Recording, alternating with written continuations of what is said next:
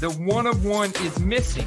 I knew something was up. Pop, that's almost twice as much going for the same price. I just freaking love that rated rookie logo. Doing more buying. Which one of these 5 quarterbacks has the worst set of pass catchers to throw the football to? Guess how much I sniped this for an auction? Number to 5, you dirty animal. I'm telling you, these optic on-card autos are money.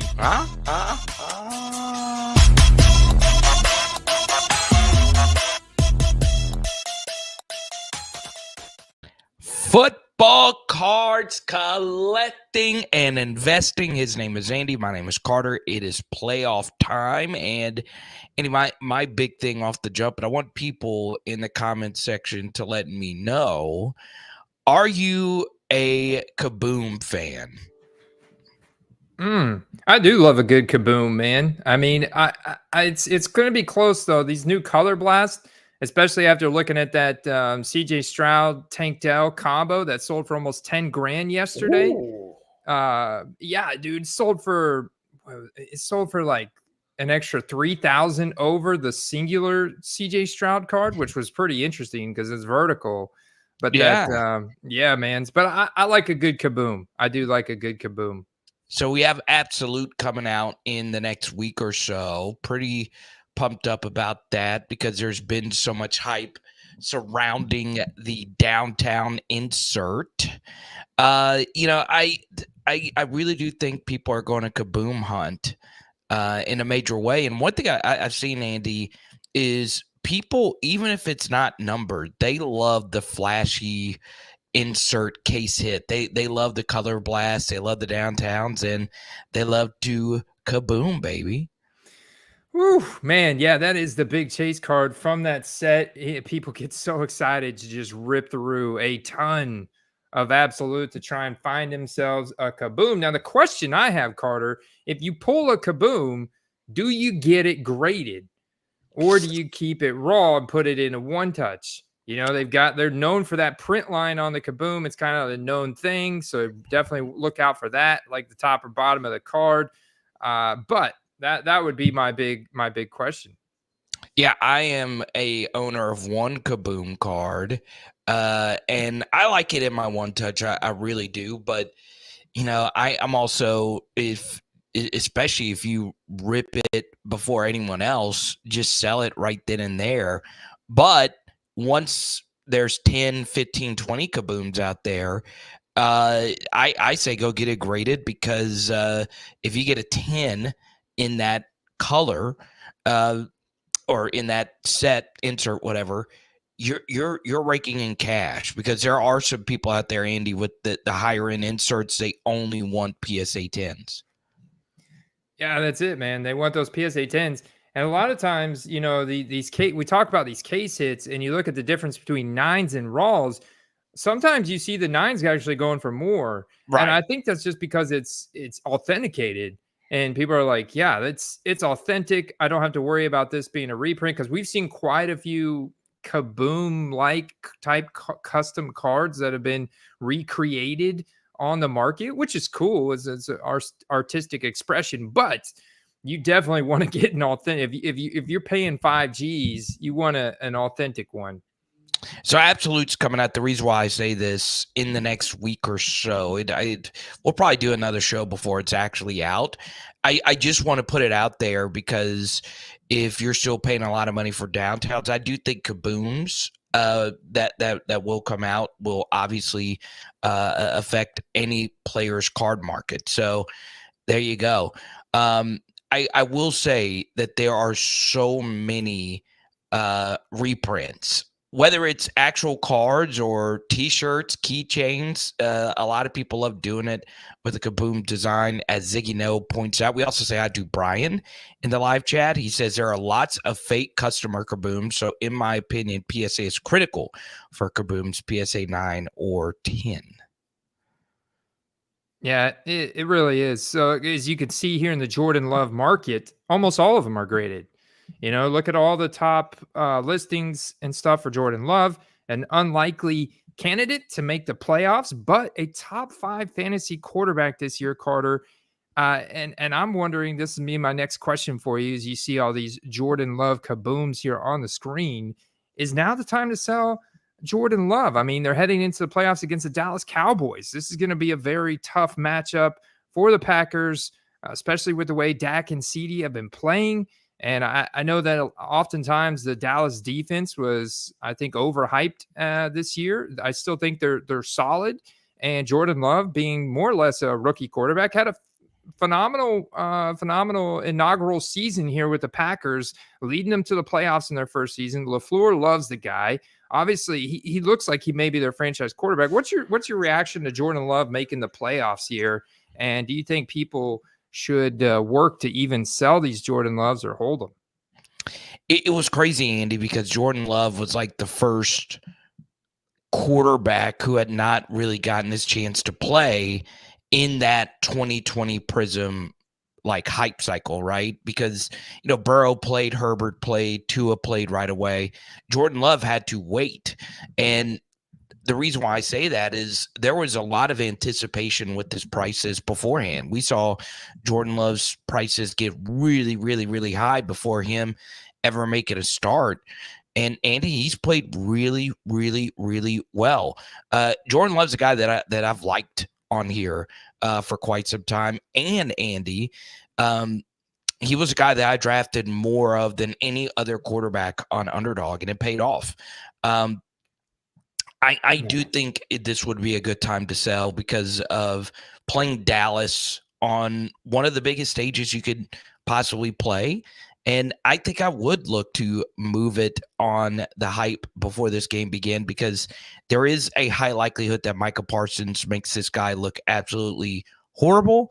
And there is no doubt in my mind that Dak Prescott is going to light up that Green Bay defense. Yeah, and I think a lot of guys are wondering the same thing, and I'm getting this question a lot. Do I do a 7-day auction and end it like right before the game, or try and end it at halftime, which we know can be a risky proposition, especially on guys like Baker Mayfield, Jordan Love. They're even looking at Matt Stafford. We talked about this a couple weeks ago. Matt Stafford and the Rams going into Detroit.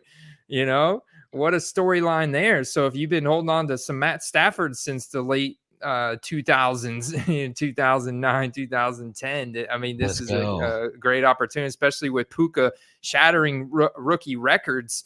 And then on the same side, I've heard Eagles fans congratulating me on making it to the divisional round already. They think the Bucs are actually going to beat the Philadelphia Eagles. I know he's probably intentionally being pessimistic about his team, maybe hoping for a reverse jinx there or something, but Carter, what do you think about selling the Bakers heading into Philly here? Or actually, no, wait, don't the Bucs get home field advantage on Philly? Bucs get the home field, and you got to keep in mind, a few years ago, this is where Philly got knocked out because they went to Tampa and got beat down by Tom Brady, and they're kind of in a similar spot, right? Not really playing that well, but they're kind of backing into the playoffs. We're huge Jalen Hurts fans on here, but man, has his play declined recently.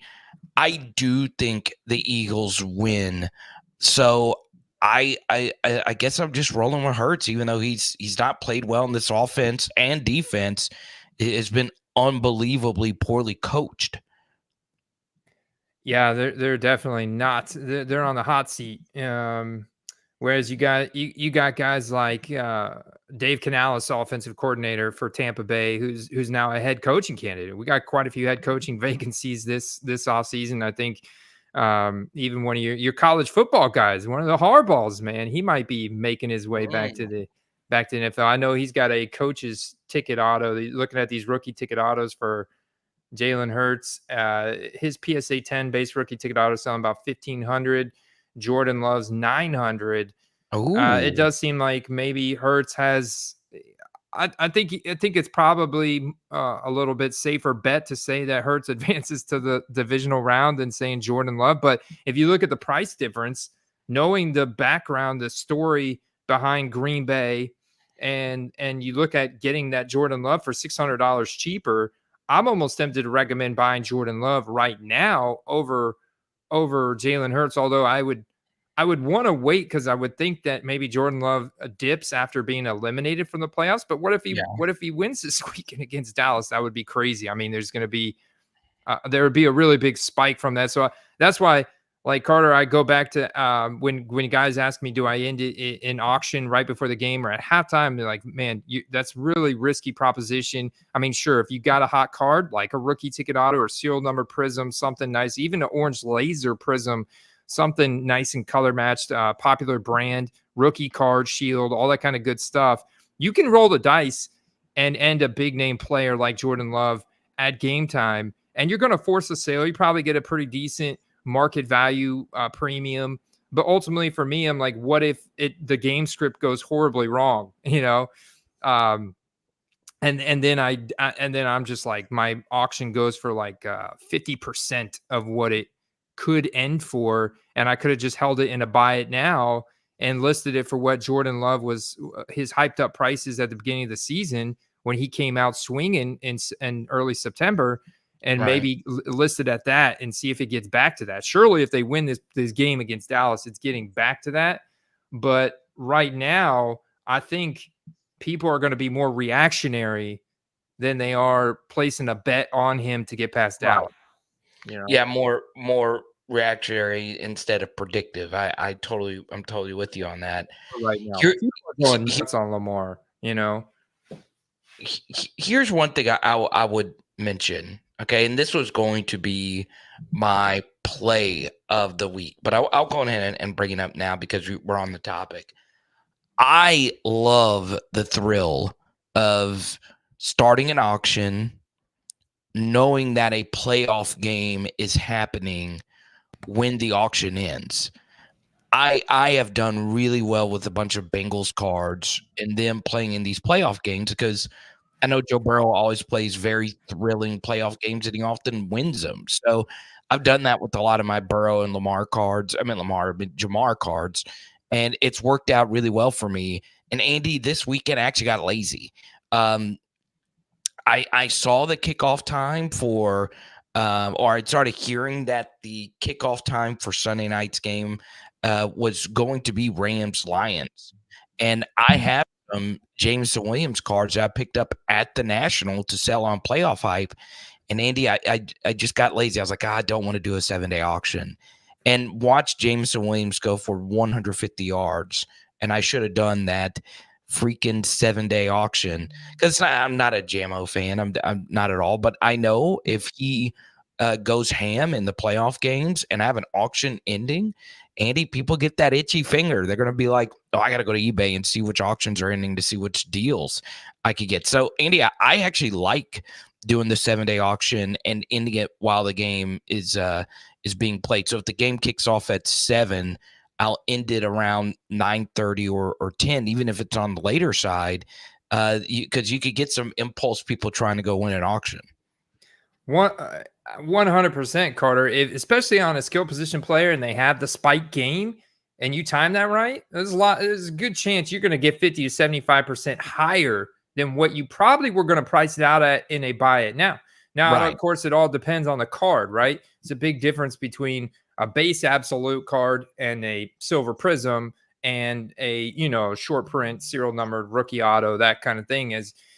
So yeah, it all depends on the card. But I like skill position guys taking some auction. I mean, we've seen evidence you will get 50% higher sometimes, maybe more in your auction if you got the right player that's spiking in that game. It's a little bit too risky for me, man. I like to know what I'm gonna get and negotiate from there.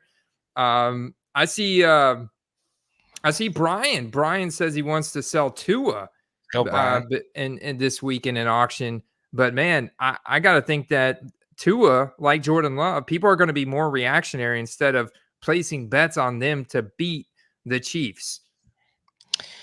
Especially after the high-profile Sunday night game, Andy, where the Bills are able to pull it off and Tua threw that pick, right? Mm-hmm. I still think there are plenty of people that think correctly that Tua, I've been labeled the Tua hater. I do believe he is a Mike McDaniel merchant. I'm not saying he's bad. It's just he is propped up by one of the most ridiculous group of skill guys you'll ever see in the NFL. And he's going into a playoff environment where it's going to be 1 degree. No S at the end, 1 degree. And they don't have Chubb. They're all banged up. So, yeah, man, it's just hard for me to get going on the Dolphins here. So I'm with you, Brian. There might be a better time to do it, but if Tua does win, he obviously goes to the next level. Yeah, he goes to the next level, and then you see a significant increase in the values. I guarantee, especially if it's a good performance, and it's not heavily relied upon. Tyreek Hill breaking 20 tackles and A-Chain and Mostert and those guys doing the same thing. But then on the other hand, we talk about guys that are already have been going up tremendously. Mason Rudolph. I mean, he's the latest in the quarterback Cinderella stories here, Carter. Mason Rudolph led Pittsburgh Steelers, strings 3 wins together, makes the playoffs. He's unlocking George Pickens. Najee Harris arguably has the best game of his season this past week. Granted, they're playing backups, but still, the Steelers are in the playoffs. You know how massive that fan base is, and the Mason Rudolph cards were cheap, but they have gone up over 100% in a lot of cases. And I think a portion of that is because they were so cheap. But, I mean, this is a team that's scrappy, man. Can they go into Buffalo and beat the Bills here? And should people sell those Mason Rudolph cards heading into this game? Yeah, you definitely should. Yeah. And one other thing is, it is confirmed that the Steelers will be without TJ Watt in this game. That just broke. So, obviously, Andy, we do it every year on the show. We give our Super Bowl predictions before the playoffs begin. Andy, is there anything that's just sticking out to you right now? Man, it's the storylines this year are so exciting. I mean, we had so much uncertainty even into week 18. Like, I did not expect the Texans to actually make it into the playoffs. There was a tweet from the Jacksonville Jaguars account back on December 13th that they were putting playoff tickets on sale. And that tweet aged horribly. So to see the Texans emerge, I mean, it's such a cool story. Such a cool story. So I'm really interested. Now the Browns took a week off, their starters. So I wonder if that's going to be detrimental and if they will lose any momentum with Joe Flacco, if he'll come out and kind of stutter and CJ Stroud just rolling, man. And we saw Nico Collins cards go up, spike like crazy Saturday night. So I still think that the Ravens right now are like the clear, especially after seeing John Harbaugh take down the college football championship. It might be like, written in the stars that the Ravens are going to the Super Bowl this year. But or did I get the Harbaugh's first names wrong? No, you're right. John's with the Ravens. Jim is with Michigan. Yeah. So I think John, and then, man, who's gonna take down like this NFC race with the Eagles kind of sliding, especially on defense, has gotten super interesting. You still got to be bullish on the Lions, but they lost Sam Laporta Saturday night, so maybe this is good for maybe that Jameson Williams gets even more involved. But Dallas is humming right now. The Rams, Matt Stafford, he's got nothing to lose. I mean, this is a total shootout. If I had to call it right now, man, I feel like one of these wild card teams is going to make it, but who's going to take down the juggernauts of San Fran and Baltimore? It's easy to sit here and say, yeah, it's going to be Baltimore and San Fran, but I feel like every year there's a wild card team that makes it all the way, and maybe the Chiefs get back there. Carter, I'm really struggling to get a feel. I want to root for my Bucks, but I mean, that would be the most unlikeliest of heroes emerging out of the NFC, getting through the gauntlet, just getting past the Eagles is going to be a miracle. Yeah, what are you feeling? All right. Well, what's your prediction? Who are your two I got to teams? make one, don't I? I got to make one. So let's go. Yeah, let's go. Lions. Let's go. Lions. Let's go Lions, man. Let's go Lions, Texans. Oh my God, dude! Just please go jump into an erupting volcano full of electric eels. I mean, that's come on now. We can't be Lions Texans. Really? That is you're wearing your Lions blue today. I'm wearing the Lions blue. Yep. Yeah, man. I don't know. I'm pulling it out of my ass here, but yeah, I'm gonna go Lions Texans. I just think that the momentum that the Texans have right now, this could be the Cinderella story, and you could see the highest prices on a rookie quarterback you've ever seen in your life. That's true. I'm going to go Bills 49ers. I think Buffalo has proven themselves to be one of the best teams in the NFL. You look at some of their losses, just absolute bad luck versus Philly, really bad luck versus the Broncos. I mean, the Bills, when Lady Luck is not tearing them apart, they are the best team to me in the NFL, or at least in the AFC. The only thing I don't like about Buffalo is Sean McDermott. I think he's just one of the 2 or 3 worst coaches in this entire bracket. The way I see it, Andy, I do like the Browns beating the Texans. The script writers want a Browns versus Texans round 2 matchup.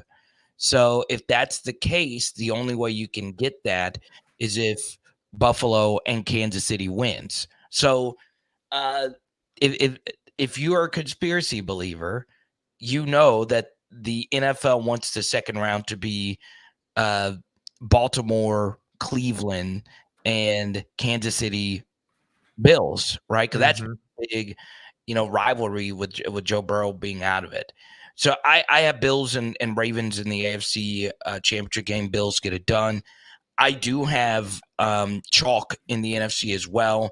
San Francisco and Dallas in the NFC championship game. And I am going to go with San Francisco dominating the Cowboys in the NFC championship game, slaying them one final time in the playoffs, or maybe many more times. So I'm going to get a little chalky and go Bills 49ers in the Super Bowl. I'm going with the Buffalo Bills getting it done this year in the playoffs. And I'm drafting a lot of Josh Allen teams on mittens on Underdog Fantasy. So sign up now, use promo code QUEST. There you go. There you go, guys. And Brock Purdy still is the most submitted NFL player right now to PSA. I mean, it's not even close, man. If you look at his keep 'em data, I mean, right now, just in the past week, the guy's had 1,700 cards added to the PSA database in the past week. And the next closest one is CJ Stroud with 894. So people are quickly submitting those CJ Strouds as well. We have Prism that was just released. And I mean, so many monster transactions went down over the weekend, Carter. And believe it or not, Trevor Lawrence is still the 3rd most submitted guy in the past week to PSA. I don't know if people were still hoping he's making the playoffs, or people are still just hanging their hat on his number 1 overall draft capital and his high school, college profile and all that stuff. But I mean, what a terrible finish for them to start out 8-5 and then the last 6 games go 1-5 to just totally flame out and even miss the playoffs. I mean, that's crazy. With Mason Rudolph getting in, that is a bad sign. And that's the crazy thing about the AFC, right? You had this stacked playoff field, and Joe Burrow, Justin Herbert, and Trevor Lawrence, 3 of the biggest quarterbacks in the hobby, Andy, did not even freaking make the playoff. And of course, Joe and Justin in particular got hurted. Trevor Lawrence got banged up. But Andy, if you are one of those people that have Herbert, Burrow, and Lawrence cards, what would you do right now? Because it's not. I check Joe Burrow's prices pretty often. I mean, you can't just go get him for cheap. I mean, it's not as high as it once was, but I mean, still to get a Burrow rookie ticket auto, you're spending quite a bit. Yeah, you're still spending quite a bit. I mean, like we looked at the Jalen Hurts PSA 10 for 1,500, the Jordan Love for 900. If you look at the Joe Burrow, I mean, those are still going for over 2,000. The interesting thing is when I look at the Justin Herbert. So here's a Joe Burrow optic PSA 9 that went for 1,250. So those PSA 10s are going. That's actually not a bad deal on the SGC 9.5 for 910. But that was back on December 13th. But when you look at Justin Herbert, now I think you have an opportunity here where a lot of people are starting to get the fire sale on Justin Herbert, man. And you could see some, like this one's the variation. So it's the short print plus it's PSA 10, 2,300. I mean, that's down 50%, or I guess 100%. I mean, the old price on this, the top price is probably closer to $5,000, Right. This one's a PSA 8 auto 10 on a base optic rookie ticket auto 765. His prices have gone down quite a bit. And you don't have to go for a rookie ticket auto. You could go for like the orange laser. We've talked about this before, but the Chargers uniforms really look good in a lot of different parallels. And we know that the golds and the rookie ticket autos and the more higher end stuff for these quarterbacks get super expensive. But let's look at the 180 day. I mean, the base prism. I mean, you can see they're now the Herbert under $100. That's very close to what it is for Jalen Hurts. And it's kind of flatlined a little bit because I think that they actually got even lower.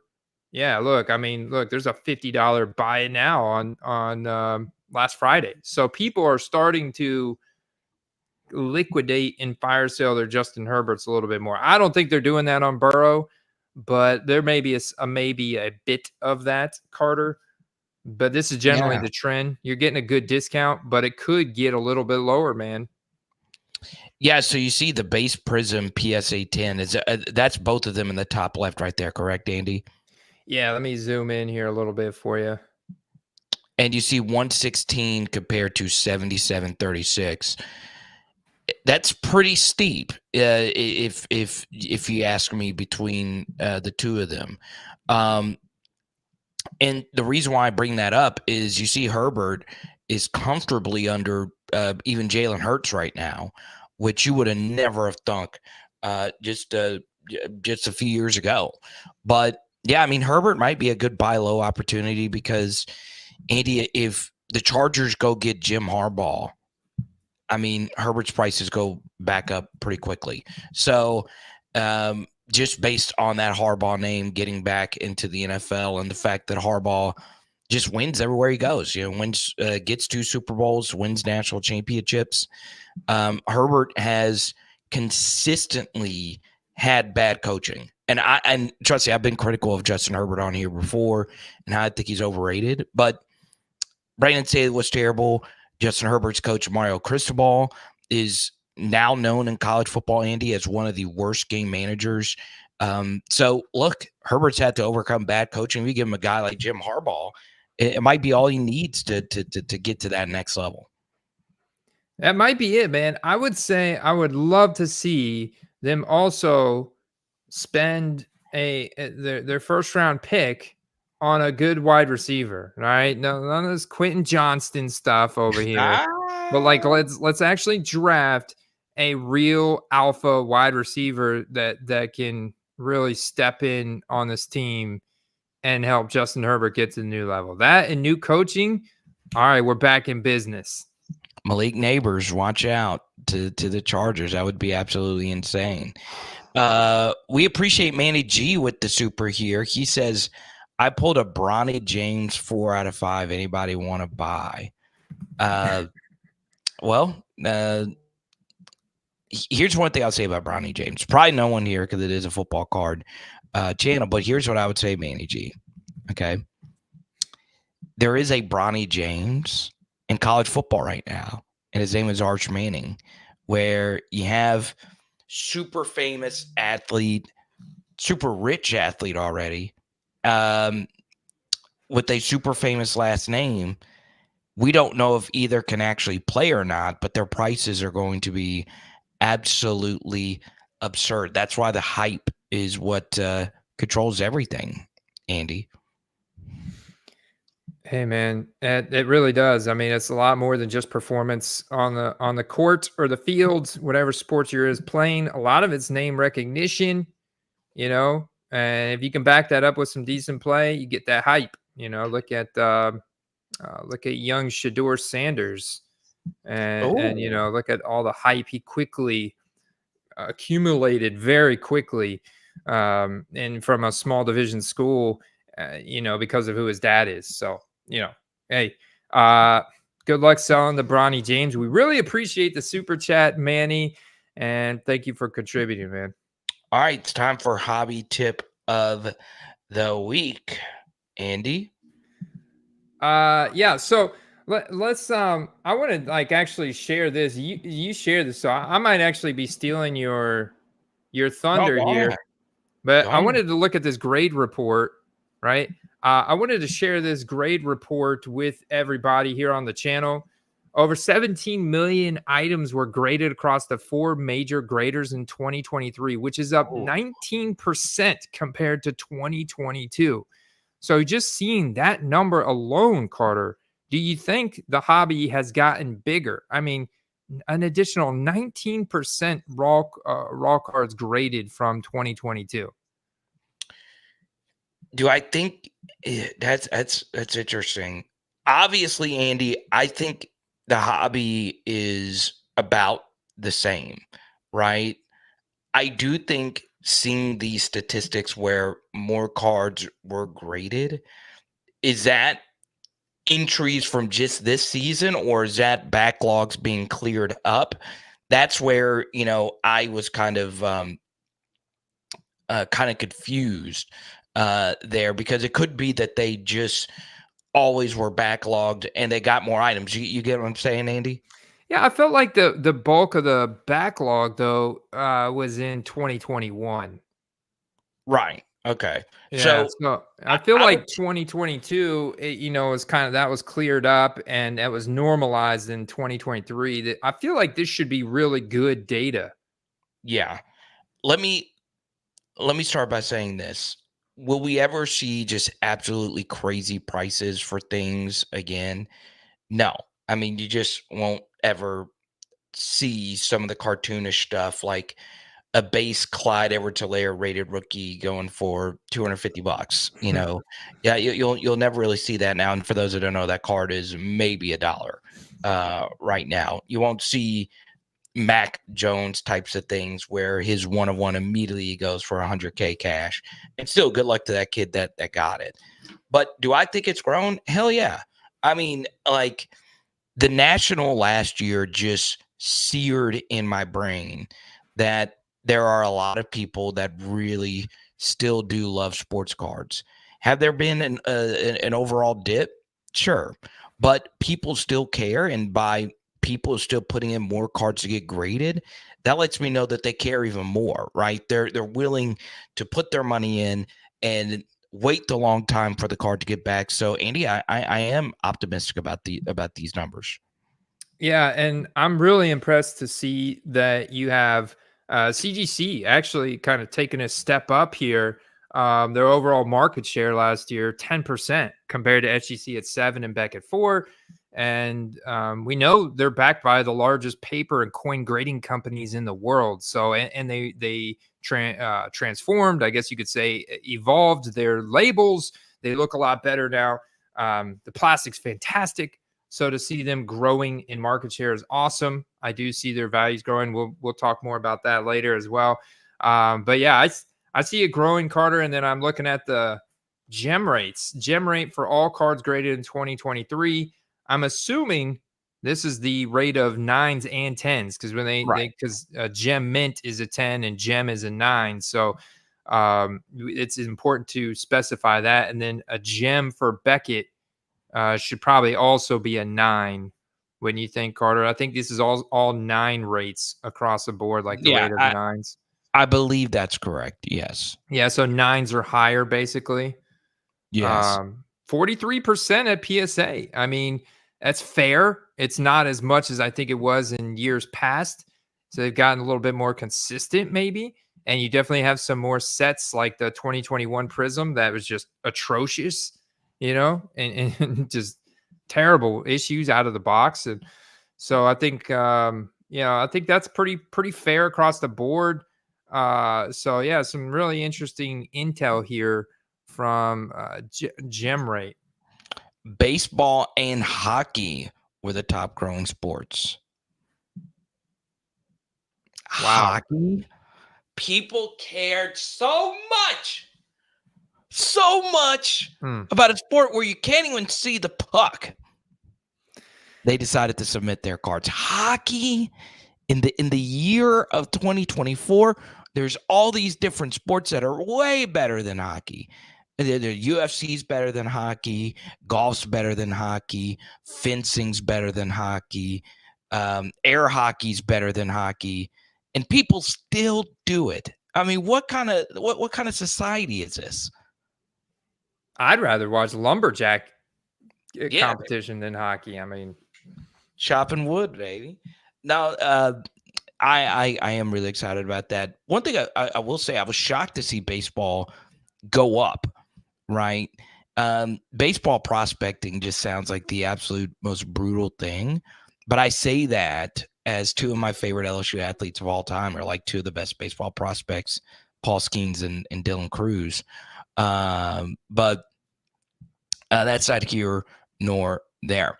Andy, my hobby tip of the week is very, very simple. I shared it a little bit earlier, so I won't go into too much detail. It's also going to be my play of the week. But if you are able to get a playoff schedule and predict and see what time the games are, I'm a big believer in a 7-day auction with the auction time ending towards the end of a game, right? It's worked for me. It's still a risk because a player could suck. He could get hurt. They could lose. But, I wanted to do it with this Jameson Williams PSA 10 aqua blue. This card is so beautiful. I've not wanted to sell it. I'm not even a Jameson Williams fan. And Eddie, you were with me at the National when I traded into this thing. And I kind of wanted to end it on Sunday night, but I got lazy and I was like, I don't want to go through all of it. And I'm regretting it because I know for sure he's going to go off this weekend. So there you go. Andy, before we get play of the week, I'll let you take a few of these questions, including this one. Mr. T says, Jaden Daniels climbing the draft prediction ladder. Is he more CJ or Bryce Young next season? What's your prediction on that, Andy? Yeah, Jaden Daniels climbing the draft prediction ladder. Is he more CJ or Bryce next season? I can't imagine that he's more Bryce because I feel like he can always rely on his legs. Jaden's got that ability to rely on his legs if need be. So I would say if anything, I don't know, Carter, like I haven't studied him enough in college.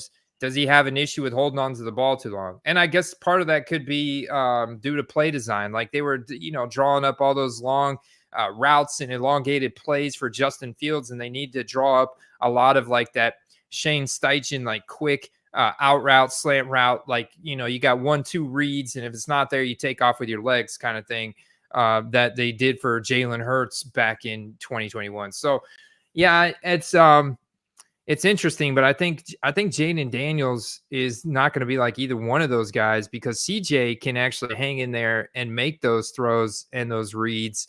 He's been very polished as a rookie, and they gave him a lot of big boy type plays. It wasn't a lot of those, type of RPO style plays. So depending on where he goes, right, and who's going to be the head coach of the Falcons and who's going to be the quarterback there, I think Jaden Daniels could be very interesting. He could be more like Lamar or something when going back to 2018 when Lamar was a rookie. I'm super, super interested to see where Jaden Daniel goes, and I think a lot of it could could come down to who's his coach, Right. I could see him go to the Giants at 6. Obviously, the Falcons at 8. It's going to be hard to see him go past the Falcons at 8. Obviously, Andy, the big domino when it comes to where he's going to go, it's all going to come down to what Chicago wants to do at the top of the draft, right? Because Jaden's probably not going to go number 1 overall, but there's so many dominoes to fall after what the Bears are going to do. But I think Jaden's floor, Andy, is pick number 14 to the Saints. That's obviously where I want him to go. I do think if he gets to pick number 13 to the Raiders, he is for sure going to go there. Because if Antonio Pierce is named the head coach, he's not passing up on Jaden Daniels, as those two have a very strong relationship from their Arizona State days together. So we'll see what happens with where he goes. Andy, I do feel like it's important for me to ask you where you stand on the Justin Fields situation from a football card perspective. I still think he's a buy, man. I actually think the way they finished in week 18 is leading to the perfect opportunity right here throughout the playoffs to actually buy him, because I think once we get into the free agency time period and some dominoes start to fall there in free agency, like where Kirk Cousins is, what's going to happen with Kirk, what's going to happen with guys like Ryan Tannehill and stuff. Once some of those dominoes start falling, then the rumors are going to start heating up big time around what's going to happen with Justin Fields. And we're going to be getting into draft time, and combine. So I think ultimately, his prices could spike on draft night. It could be a package deal worked up on draft night, and it's a blockbuster move.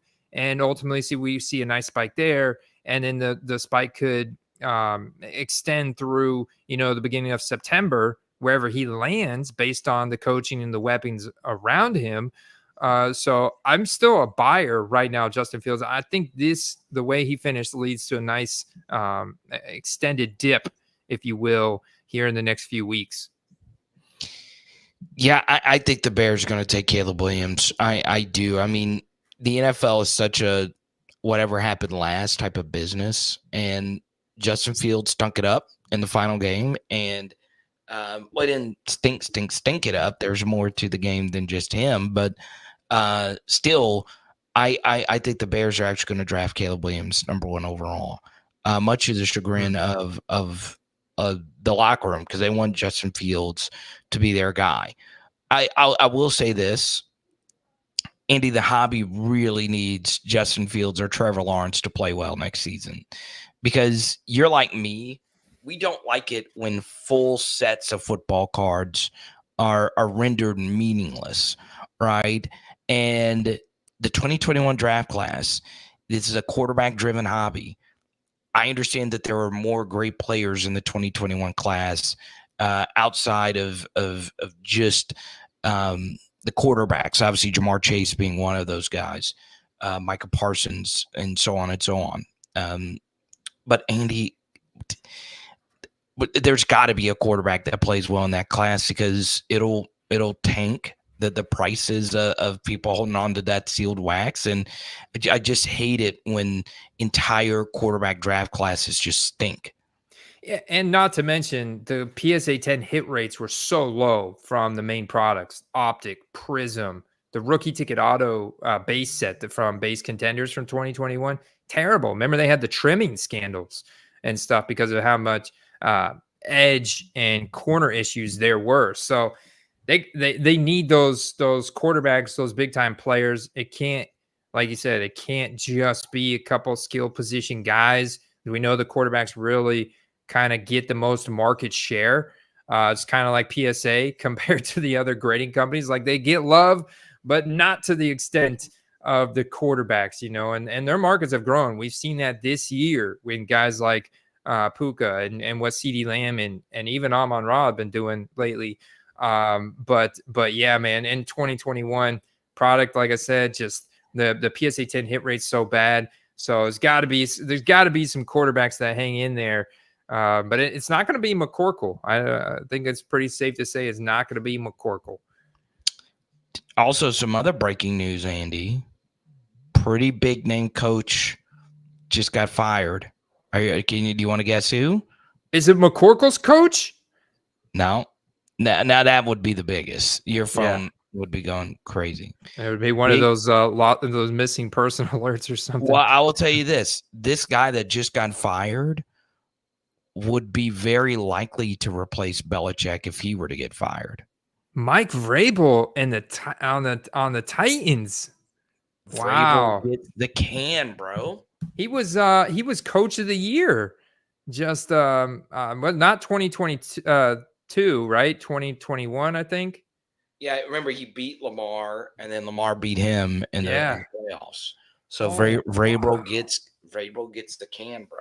So they're going to make changes there. They're probably going to make a change. They're going to move on from Tannehill because they have a choice between Levis or potentially drafting another quarterback at 7. They're going to move on from Derrick Henry. So this is wheels up for our boy Tajay in 2024. Oh man. Yeah, obviously, the Titans are going to go get an offensive-minded coach now. I doubt. I doubt that they go get another defensive-minded coach. So, pretty big news. I mean, Vrabel was a well-respected head coach. I do think he gets another head coaching job. I do. But then again, Vrabel, where this really fell apart, Andy, was the Treylon Burks deal, right? Where they got rid of A.J. Brown and they brought in Treylon Burks, who was just stunk. I mean, we were wrong on that. Actually, I take blame for that. Treylon Burks just stinks. But we were right about Tajay. God, dude, it sucks, man. It sucks for Vrabel, but I think he'll get another job. Yeah, I definitely think so. He's one of those guys. Our guy Kadon Salters is calling him to the Pats. That would kind of fit their MO up there, wouldn't it? Yeah, I mean he's a Patriot goat, man. I think that's where it's going to go, but we shall see. It's a lot of vacancies to fill. So yeah, it's true. To interrupt you. A lot of Commanders, Falcons, Titans, Panthers, Raiders, and Chargers. I think Antonio Pierce gets that Raiders job, but Chargers, another hole. It's now time for play of the week. Andy? So there's 2 options, right? You can try and make plays on guys in the playoffs, or you're buying to try and flip in free agency, or potentially draft hype cycle. So I think that's the biggest question, and I think you got to ask yourself that: how much risk do you want to take on? Like, obviously, if you're trying to flip right now in the playoffs, it's going to be a lot riskier, right? Because it could not work out. You cannot get the game you want. So you look at a guy like Baker Mayfield, price is still very low, man. And you could maybe make a play. And if he beats the Eagles, now all of a sudden prices go up a lot more, if they advance to the divisional round. So at the same token, I think you got to ask yourself, is he going to be a starter next year? Well, he's hitting free agency. Chances are he could re-sign with a new team. He could re-sign with the Bucks. I think either way, he's in as a starter at this point after the season that he's had. No, yeah, I think you got to run it back with Baker. I do, unless something just falls in your lap. So we got to run it back with Baker. So now all of a sudden we got another season as starter, which is a whole off season of building up hype. And then you go and you look and you look at the finishes, man. You look at the amount of production. So we're strictly talking fantasy correlated directly with the NFL football card market. And when you do that, and you understand that these people that rise up a lot in average draft position from one year to the next, they go up in football card value because they're going to be hyped up. They're going to be talked All right. about in all these circles heading into September. So for that reason alone, I think you can kind of, you know, you can kill two birds with one stone. You can buy a card, give yourself hope for the playoffs with Baker. You can also give yourself hope for this next September. And you stack him with a guy like Mike Evans, who's also hitting free agency this offseason, who I don't think will be able to keep because the contract negotiations stalled out before the season started. And I think maybe he could land with a team like the Chiefs. You know, he could land with a contender to get another ring next year. He's probably only got a couple of years left. So I love making stack plays. I think it increases your upside, kind of limits your downsides. You're diversified a little bit, and then you've got multiple outs in the future, playoffs, free agency, and then September next year. So that's it. I go with my home guys, but I think it makes a lot of sense as I've just thought it out loud here with you guys. Yeah, sometimes Andy, for my play of the week, is not knowing when to buy, it's when to sell. I would look to sell players that you have high amount of skepticism of them being back where they are this next year. So one team I am looking at is Pittsburgh Steelers. And one guy that has been really hot, who I'm just not in love with as a player, is George Pickens. This is the time to look to move some of your Pickens cards, right? We know pretty certain that he is going to be with the Steelers next year, right? Would you expect him to be? Okay. Terrible quarterback situation. Really hard division with Joe Burrow coming back healthy next year. Browns I still think will be really good. So, and the Ravens are the Ravens. I would look to move George Pickens because he has been hot. I mean, he has been unconsciously good.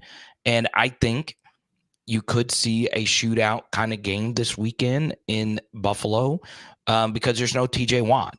You know, I'm skeptical of both teams' pass rush going into this weekend. So George Pickens, he could go nuclear again. I would look to move his stuff. And, you know, I looked this morning.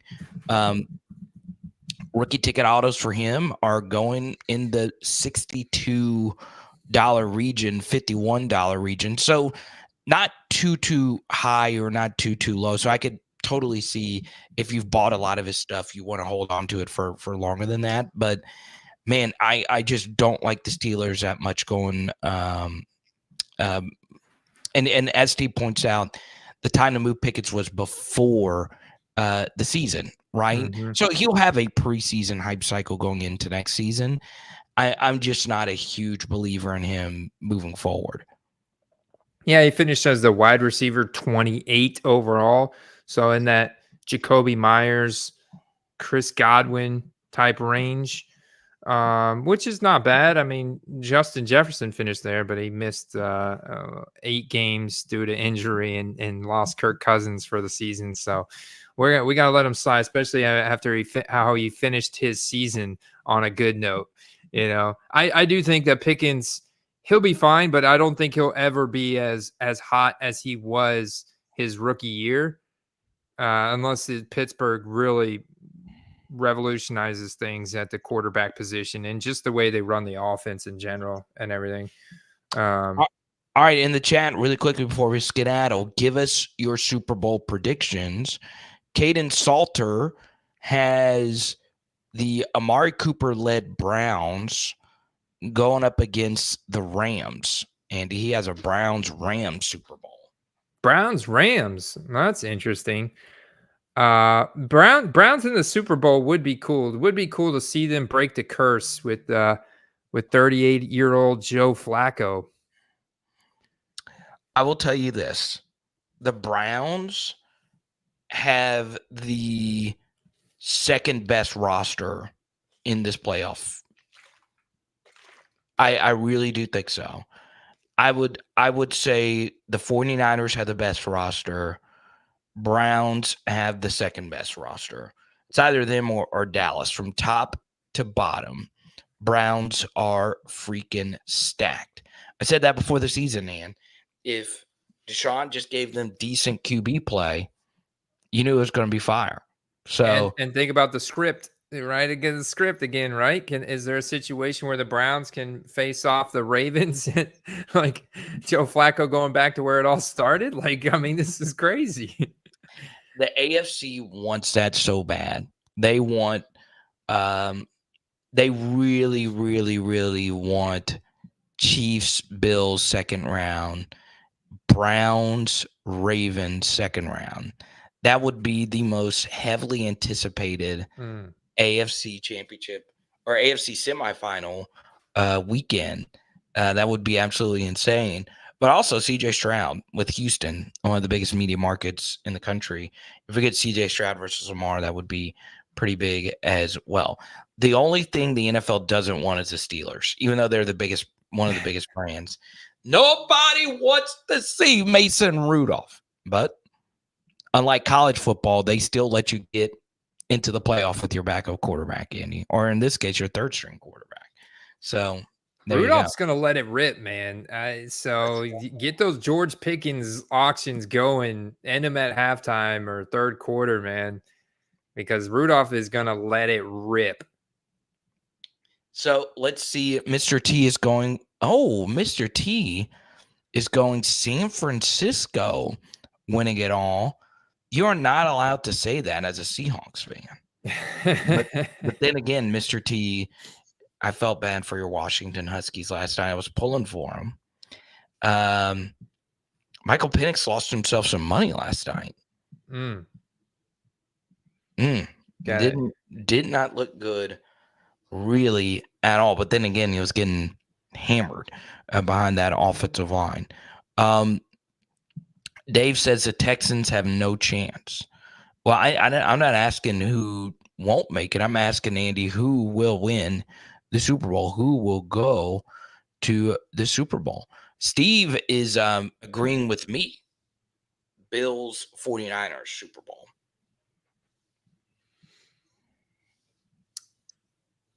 Yeah. Steve was agreeing with you. Yeah, earlier. Yeah, he's really liking the Buffalo. Yeah, sorry, Carter. I was looking at trying to keep up with the comments over here in the chat. Buffalo Sam Fran, Kadon said Penix looked like the lights got to him. Oren thinks that the Texans are going to beat the Browns because they're the Browns. Yeah, but the Texans are the Texans too.